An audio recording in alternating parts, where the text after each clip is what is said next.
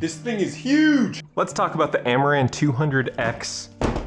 Extremely satisfying packaging from Amaran. Very nice. The light itself is made out of this really durable plastic material, and I've owned a previous version of this light, and I can honestly say it stands up to normal production use. Granted, I'm not exactly throwing this off any buildings, but I will say it is sturdy enough to travel with and not worry necessarily that it's gonna break. If I remember correctly, this light and power supply weigh around 5 pounds, which is great to know, especially if you're planning on flying. Using a kitchen scale just to verify, looks like the head itself is about 3 pounds, and I wanna say power supply is possibly 2 pounds. Yep, right around 2 pounds. So in total, slightly over 5 pounds. And honestly, very silent. There is a fan noise, but really you can only hear it if you're very close.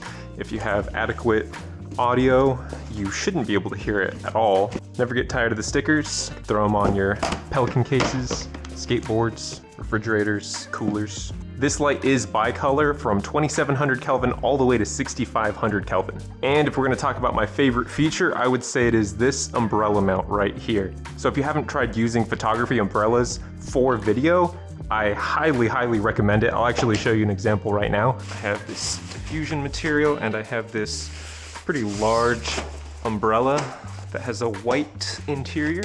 And in case anyone was curious, this packs down to about 43, 44 inches conservatively. And let me show you the easiest way to mount a light into this umbrella. First things first, we're gonna wanna put this diffusion on this umbrella.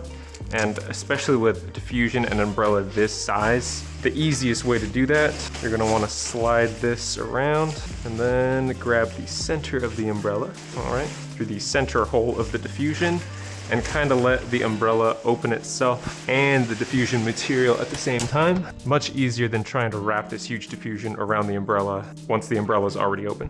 So not only is this light super lightweight, you can also put this umbrella, which is also a very lightweight option as a modifier. So once you unscrew this guy, you can slide this in, and once it's inside completely, we can tighten that down. And now we have this huge umbrella making the biggest, softest light source.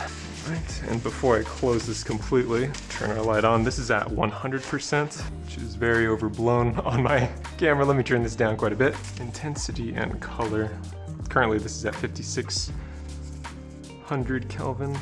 Let me turn this down to 20%, much nicer. All right, that's looking good. And to prevent any spill from this center portion, you can tighten that down to prevent any light leak. That is such a huge light source. And of course, if anyone's curious, this is about 67 inches. I believe online it says 70 inches, but still that is a huge light source. If you need something bigger than this, you can totally do it, but especially when it comes to traveling, this is no doubt the best solution. And depth-wise, we're looking at about 3 feet with this center column, which I'm not sure if you realistically need this whole thing. I wonder if you can probably trim it down quite a bit, and then the overall footprint will be less than 3 feet, because without it, it's about 20 inches or so up to the diffusion material, and then it's another foot or so with this rod, which obviously you need when you pack the umbrella down, so it might not be the best decision to trim this down, but if you could, that would be a huge space savings. Other video lights don't have the option to use these modifiers. So this is an Aperture 300D Mark II, and there's no good way to use any of those umbrella modifiers because there's no mount for them. There are adapters that you can find and make it work, but it's just not built for it.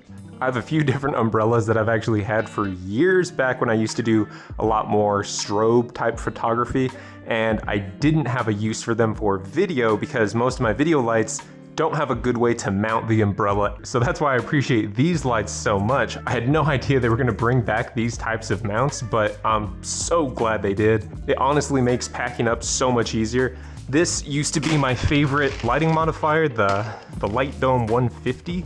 It is a huge source of soft light, but as you can see how much space it really takes up.